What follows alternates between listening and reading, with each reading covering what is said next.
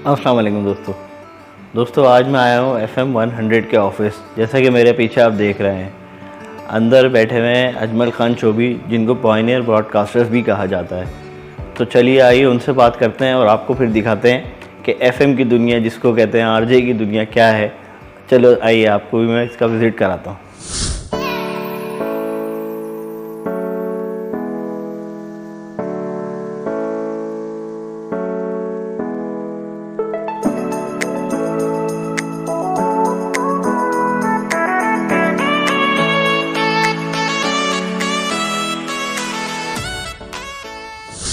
जैसा कि दोस्तों मैंने आपसे कहा कि मैं आपको मिलवाता हूं, तो अभी मैं आपने देख लिया कि वो काम में लगे हुए थे। अब थोड़ा सा फ्री हुए हैं अजमल चौबी सर, तो आइए हम हमसे बात करते हैं। जी सर, बताइए। आज जी मैं आज आया हूं आपके पास RJ का पूछने, क्योंकि लोग कहते हैं DJ और VJ।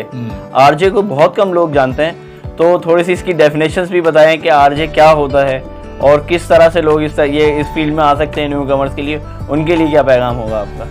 अच्छा, एक तो ये कि मैं RJ हूँ नहीं, मैं खुद RJ नहीं हूँ। मैं क्योंकि मैं सिर्फ FM से मेरी पैदाइश जो है ना, मेरा जो यूँ समझ लें कि मेरी वर्किंग जो वो FM से शुरू नहीं हुई। मैं रेडियो पाकिस्तान से काम करता हुआ FM पर आया हूँ मैं। तो मैं RJ नहीं हूँ, मैं ब्रॉडकास्टर हूँ अल्हम्दुलिल्लाह, अल्लाह का शुक्र है। क्योंकि मुझे यहाँ तक पहुँचाने में रेडियो का हाथ है।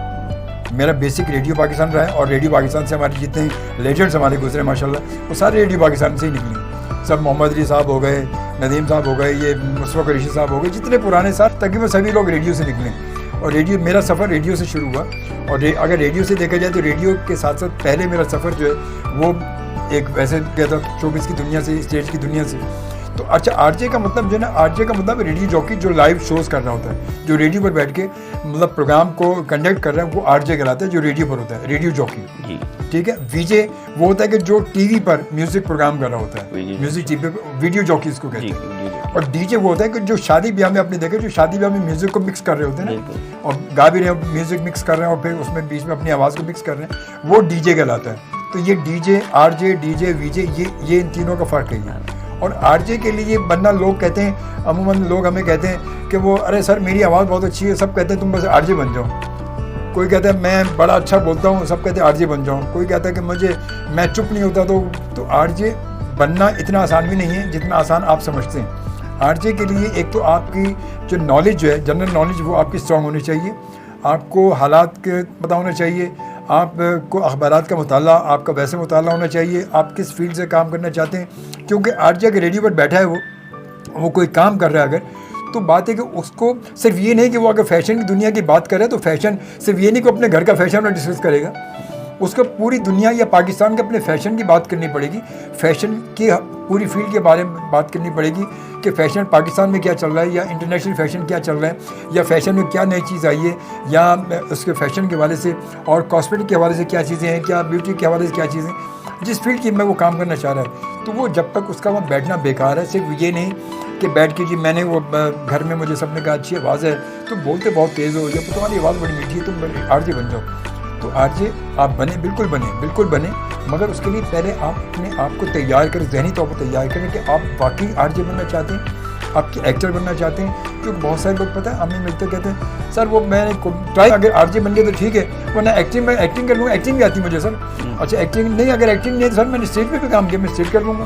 तो मैं कुछ ना कुछ तो कर ही लूँगा कर, तो कुछ ना कुछ की बात नहीं है। कोई एक चीज़ तय कर लें, बिल्कुल कॉन्फिडेंट आप हो जाएँ कि मुझे ये सफ़र करना है, चाहे इसमें धक्के लगें, चाहे कुछ भी लगे, लोग मुझे निकालें, कुछ भी करें, तो मैंने बनना यही है, तो आप बन सकेंगे। अदरवाइज़ वरना आप वो बात है बीच मंझधार में होंगे, एक इधर पाँव होगा, एक इधर होगा, दो कश्तियों में अब ना इधर पाँव रख सकते हैं ना इधर रख सकते। तो इसके लिए पहले आप तय करें क्या करना है, उसके बाद जब आगे बढ़ेंगे तो इंशाल्लाह ताला कामयाबी आपके कदम चूमेगी। मगर पहले अपने जहन को एग्री कर लें कि आपने बनना क्या है।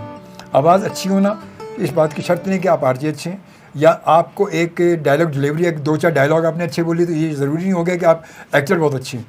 क्यों, एक्टिंग में भी सिर्फ डायलॉग नहीं होते, आपकी बॉडी लैंग्वेज होती है, आप तमाम चीज़ें अपनी अपनी जगह हैं। आप एंकर बनना चाह रहे हैं तो उसके लिए ये नहीं कि आपको जी थोड़ी 2-4 अगर पॉलिटिशियन के बारे में पता, आप कहेंगे मैं एंकर बड़ा पॉलिटिशियन के बारे में तो मैं ये देड़ के रख दूँगा, नहीं।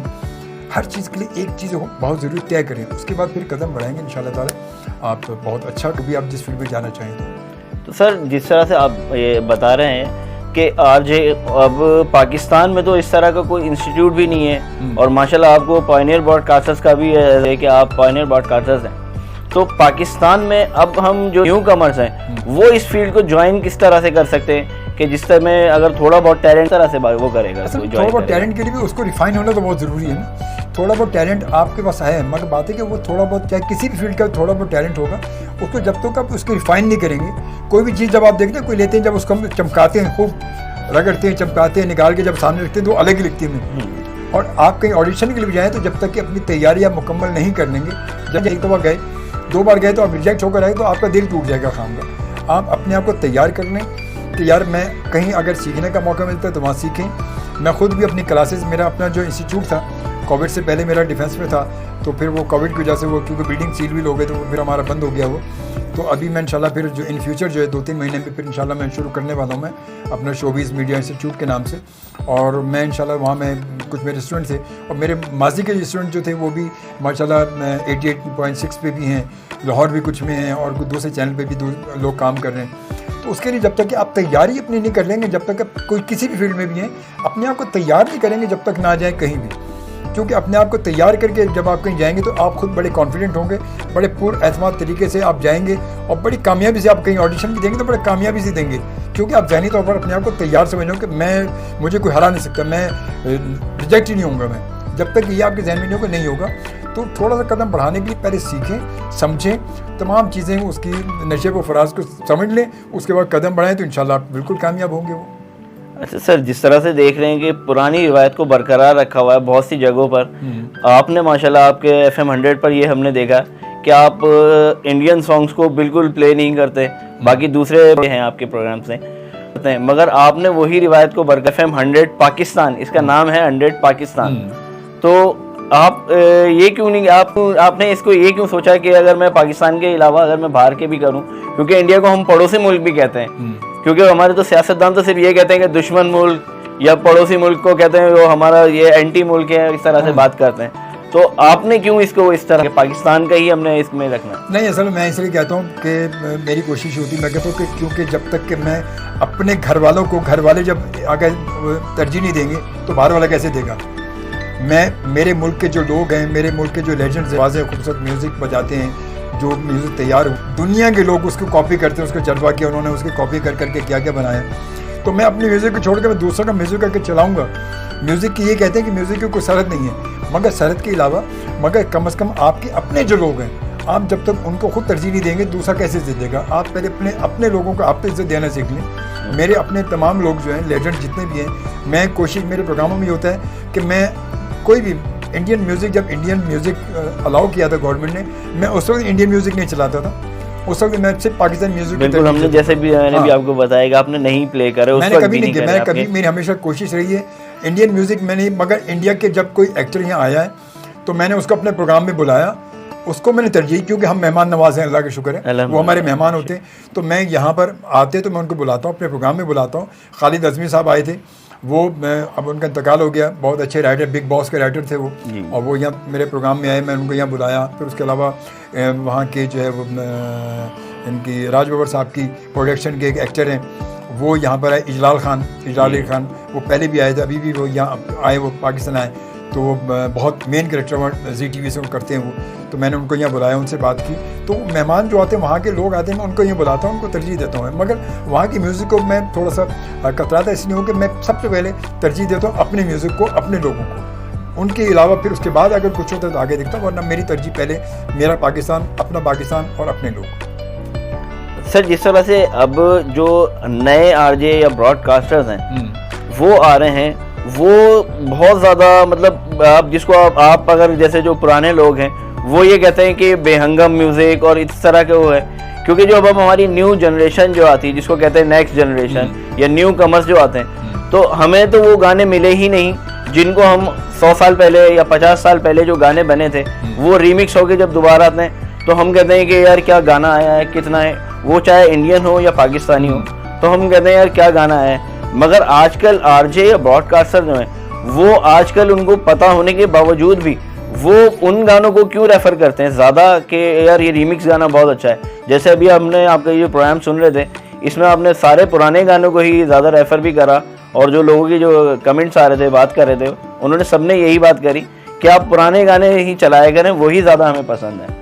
असल पुराने गाने, पता हमारी जो आज की जनरेशन है असल में वो समझना नहीं चाहते ना वो म्यूज़िक को, क्योंकि अब हमारे जो आज की जो जनरेशन है वो आज के दौर की है, उन्होंने डिजिटल दौर देखा है ना, उन्होंने रिमिक्स ही देखा है, रैप देखा है। हम मतलब यूँ समझ लें कि अपने 3 दहाई 4 दहाई आगे गुजर के आए वहाँ से, अपने बचपन से हमने कैसेट का दौर देखा, कैसेट के बाद फिर हम MD में आ गए, फिर CD में आ गए, फिर वो कंप्यूटर में आए, अब उसके बाद हम आ गए बिल्कुल क्लाउड में जी। मतलब अब तो कहीं भी नहीं, अब तो कहते हैं हवा में सब कुछ भरा हुआ है, क्लाउड अब गूगल में भरें, आप जहाँ मर्जी कर लें। तो हम इस दौर में आ गए यहाँ पर। अब जो आज की जनरेशन वो सिर्फ यहाँ से अब आगे बढ़ रही, तो वो तो उसने यही देखा कि यही म्यूज़िक जब रिमिक्स हुआ तो उनके लिए ये गाना नया है, वो कहते हैं यार ये तो नया, अभी क्या ज़बरदस्त म्यूज़िक है भाई। जबकि अगर पुराने गानों को प्ले करेंगे, पुराने गानों को बजाएंगे, सुनेंगे, समझेंगे, तो शायद उनकी अगर म्यूज़िक जो इन्फॉर्मेशन है ना वो ज़्यादा और ज़्यादा इंक्रीज़ होगी।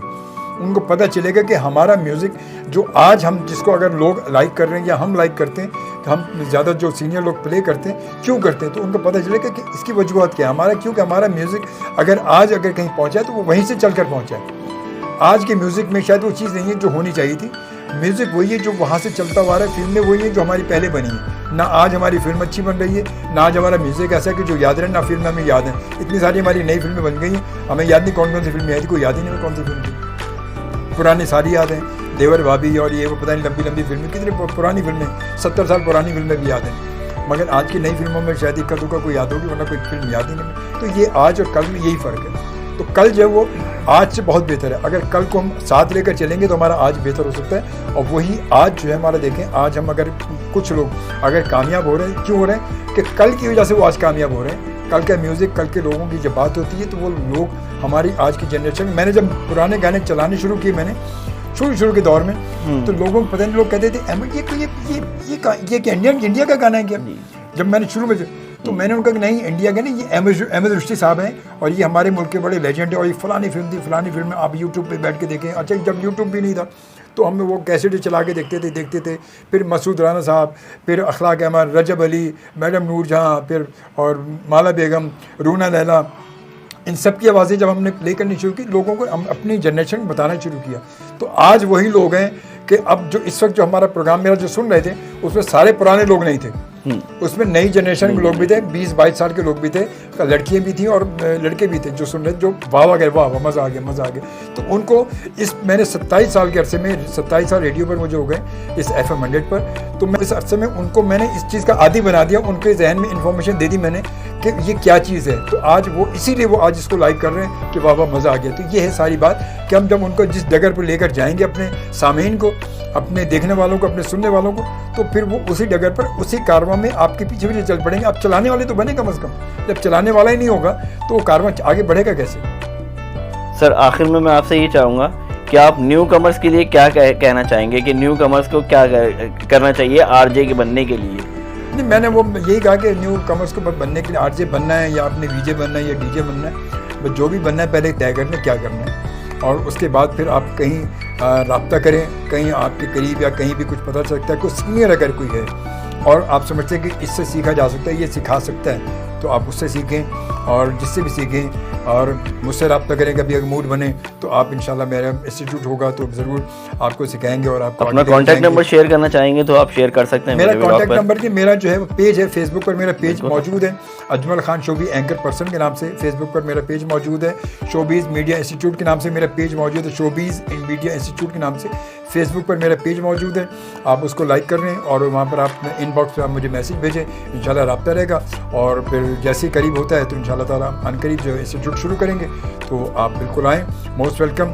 और मगर पहले ये सोच लें कि हर चीज़ में थोड़ा वक्त भी लगेगा, मगर उसके बाद जब आप निकलेंगे, कहते हैं कि एक चीज़ जब पकने के बाद देग पकती है, टाइम लगता है, तो चावल तैयार होते हैं। जब तैयार हो जाएंगे, जब उसके बाद आप कहीं जाएंगे तो इंशाल्लाह परफेक्टली आप जो है वो बहुत, और आपका ऑडिशन भी कंप्लीट होगा और इंशाल्लाह आप अपनी मंजिल पर निकल भी पड़ेंगे। तो बस मेरी बहुत सारी दुआएं आप सबके साथ हैं। अल्लाह ताला आप सबको कामयाब करे। आमीन। Thank you sir. Okay, thank you.